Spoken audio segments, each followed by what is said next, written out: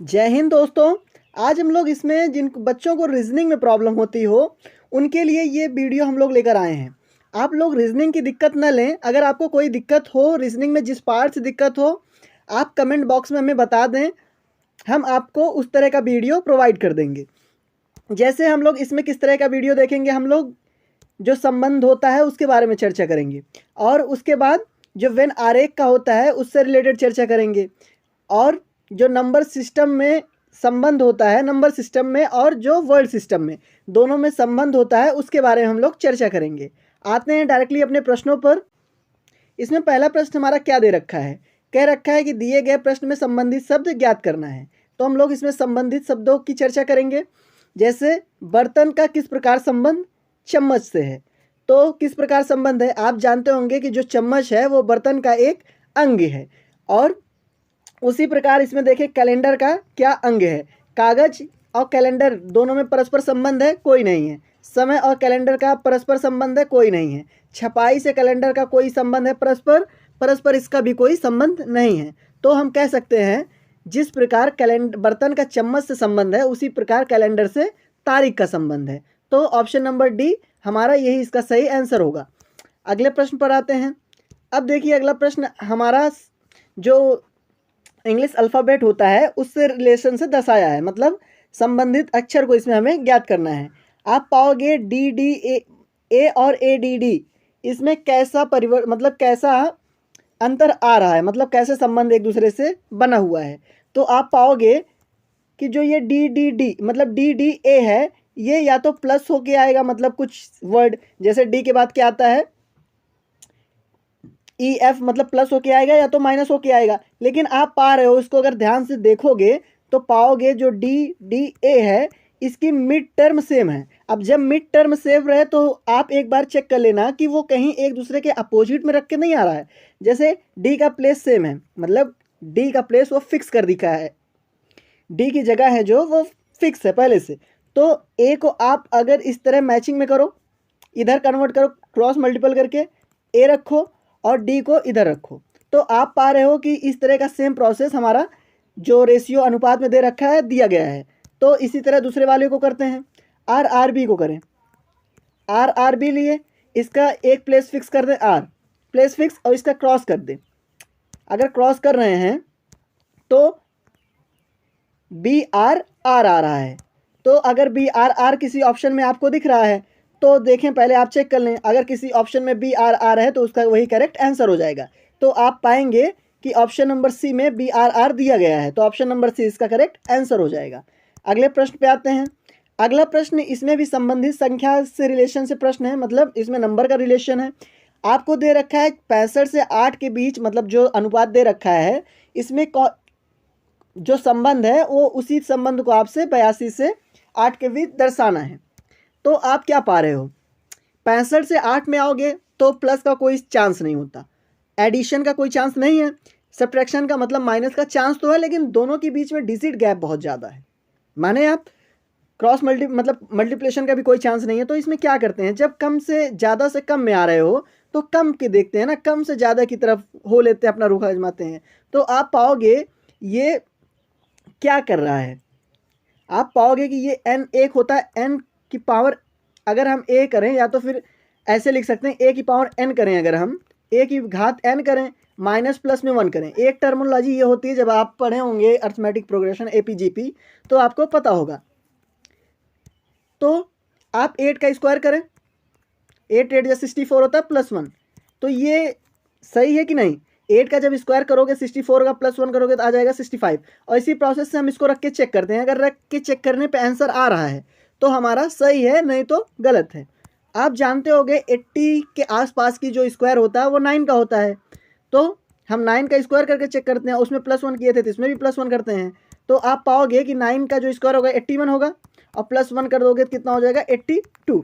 82 यहाँ पे हमें दे रखा है, तो किसका स्क्वायर किए थे 9 का, तो 9 किस ऑप्शन में, ऑप्शन नंबर बी में है। तो इसका जो आंसर है, सही उत्तर वो 9 होगा। तो कह सकते हैं कि हमारा बी सही आंसर है। अगला प्रश्न आपसे जो पूछ रखा है ये सीधा सीधा कह रखा है कि विषम संख्या आपको मतलब विषम शब्द आपको ढूंढना है। ये भी जनरली वर्ल्ड का मतलब जो वर्ल्ड का संबंध होता है उसी के बारे में चर्चित है। तो आप पाओगे पेट्रोल, ज्वार भाटा, कोयला, मिट्टी, इन चारों में आप संबंध ढूंढो किसमें किसमें संबंध बन सकते हैं। आप पेट्रोल पाओगे, एक ईंधन है, जानते होगे ना पेट्रोल एक ईंधन है, इस बात को तो मानते हो ना। ज्वार भाटा ये ईंधन नहीं है, ठीक। कोयला ईंधन है, ठीक है, ये दोनों ईंधन की श्रेणी में आ गया जिसका प्रयोग हम करते हैं। लेकिन ज्वार भाटा और मिट्टी ये ईंधन तो है नहीं, मतलब ईंधन वाला प्रोसेस गलत हो सकता है। फिर करते हैं जो पेट्रोल है ये ऊर्जा का स्रोत है, अगर आप जानते होगे पेट्रोल से ऊर्जा मतलब ये एनर्जी में कन्वर्ट होता है, इससे हमें एनर्जी मिलती है, मतलब बाइक से हो कार से हो सबको एनर्जी में इंक्लूड करके उसे चलाते हो। उसी तरह कोयला को भी जानते हो, ये भी ऊर्जा का स्रोत है। ज्वार भाटा जो आता है पृथ्वी पर वो भी ऊर्जा का स्रोत है, मतलब ये तीनों ऊर्जा के स्रोत हैं, मतलब ये एक दूसरे से संबंध दर्शा रहे हैं। तो इसमें क्या रखा है, विषम को ढूंढना है। तो मिट्टी तो ऊर्जा का स्रोत नहीं है, तो ऑप्शन नंबर डी हमारा मिट्टी जो है वो करेक्ट आंसर हो जाएगा, क्योंकि ये ऊर्जा का स्रोत नहीं है। अगले प्रश्न पे आते हैं। अगला प्रश्न दे रखा है कि हम लोग को एक श्रृंखला दी गई है जिसमें हमें लुप्त संख्या ज्ञात करनी है। जनरली इस तरह के प्रश्नों पे एक क्वेश्चन मार्क की जगह पूछता है एक लुप्त संख्या, लेकिन इसमें डबल पूछा है, तो आप दो दो का पेयर बना लें। आप देखें 1 से 6 के बीच में एडिशन हो रहा है, हाँ हो रहा है, और 6 से 11 के बीच में एडिशन हो रहा है, तो 6 में कितना ऐड करेंगे ये आ जाएगा। वैसे 6 से 11 में कितना आ रहा है, 11 से 16 में, वैसे इसी तरह का ऐड डिजिट निकाल लेंगे। तो 1 से 6 में कितना हो रहा है, +5 का ना। 6 से 11 में कितना हो रहा है, 6 से 11 में भी +5 का हो रहा है, और यहाँ से 16 में भी +5 का हो रहा है। मतलब कह सकते हैं कि +5 का एडिशन एक टर्म के लिए हो रहा है।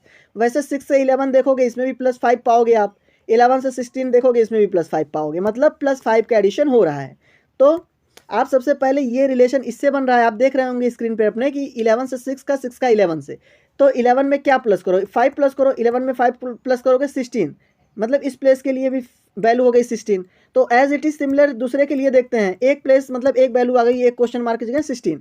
और आप अपने ऑप्शन में देख रहे होगे कि पहली वैल्यू फिक्स जो है वो 16 एक ही ऑप्शन में है, तो ऑप्शन नंबर बी हमारा करेक्ट आंसर हो जाएगा। अब दूसरे को निकालोगे तो 16 में आप 5 प्लस करोगे 20 बना जाएगा, मतलब ऑप्शन नंबर बी हमारा करेक्ट आंसर है।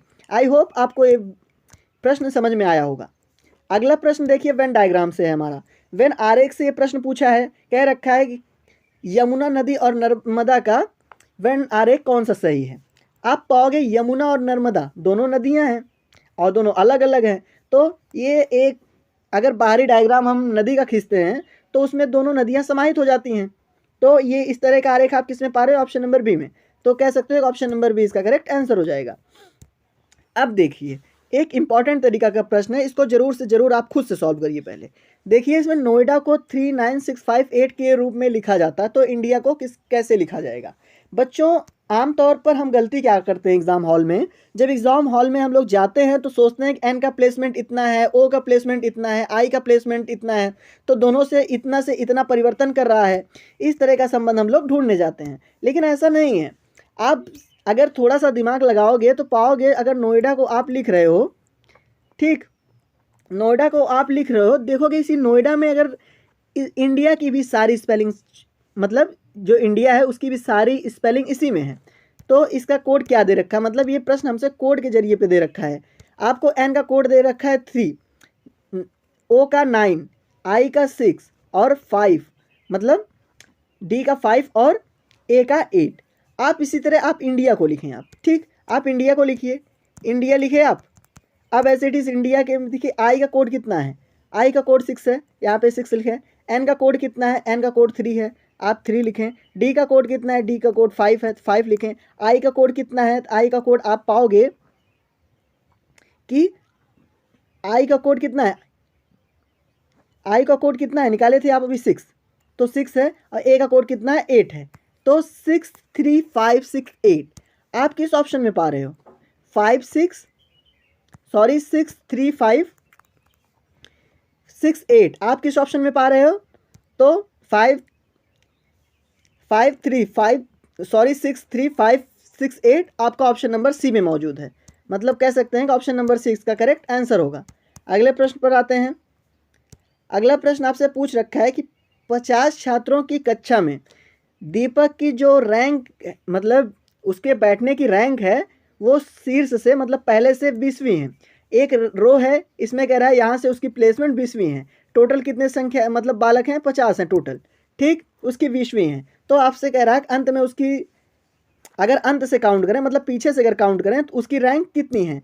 जनरली बच्चों इस तरह के प्रश्न सॉल्व करने के लिए हम क्या करते हैं, हमने आपको एक फॉर्मूला इससे पहले वाली वीडियो में जब हम बनाए थे तो बता रखे थे कि आप टोटल जितना रहेगा उसमें से जो उसकी संख्या है उसको दोनों को माइनस कर देंगे और उसके बाद प्लस में 1 कर देंगे। जैसे आप टोटल संख्या कितनी है 50, 50 में से उस बैठा किस स्थान पे 20वीं, इसको +1, आप इसको 50 में से 20 को माइनस करोगे कितना आएगा 30 + 1, तो जो उसकी संख्या होगी मतलब जिस पे वो बैठा है वो 31 होगी। इन दोनों को जोड़ोगे तो 31 आएगी। 31 आपका किस ऑप्शन में दे रखा है, तो ऑप्शन नंबर बी में, तो ऑप्शन नंबर बी इसका करेक्ट आंसर हो जाएगा। अगले प्रश्न पर आते हैं। अगला प्रश्न आपसे कह रखा है कि 1 फरवरी 2000 से लेकर 31 मार्च 2000 में हमें कुल कितने दिन होंगे ये आपको बताना है।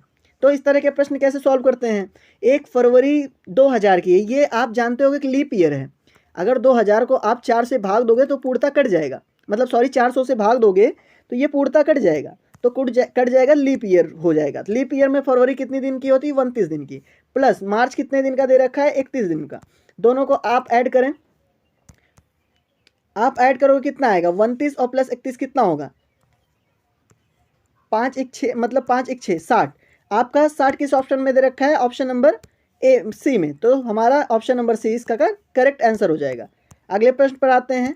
अगला प्रश्न हमसे कह रखा है कि तार्किक क्रम में आपको व्यवस्थित करना है। पहला दे रखा है तितली, दूसरा दे रखा है कोया और तीसरा अंडा और चौथा क्रीम। आप जानते होंगे कि अंडा, तितली, क्रीम, कोया, ये तितली का बर्थ सर्कुलेशन के बारे में हमें दे रखा है। तो सबसे पहले तितली से क्या आता है, अंडा आता है तो 3 हो जाएगा। उसके बाद क्रीम आता है तो क्रीम किस नंबर पे आ जाएगा 4 पे। फिर उसके बाद कोया आता है, कोया किस पे आ जाएगा 2nd पे, और लास्ट में तितली निकलती है तो तितली किस नंबर पे आ जाएगी 1 पे। यही इसका सही क्रम है। ये किस ऑप्शन में आप पाओगे, इसको आप देखोगे तो ऑप्शन में पाओगे कि चौथे ऑप्शन में इसका सही आंसर है। तो आंसर नंबर 4, ऑप्शन नंबर 4 इसका करेक्ट आंसर हो जाएगा। आई होप आपको वीडियो अच्छी लगी हो तो प्लीज़ कमेंट बॉक्स में ज़रूर बताइएगा। Thank you.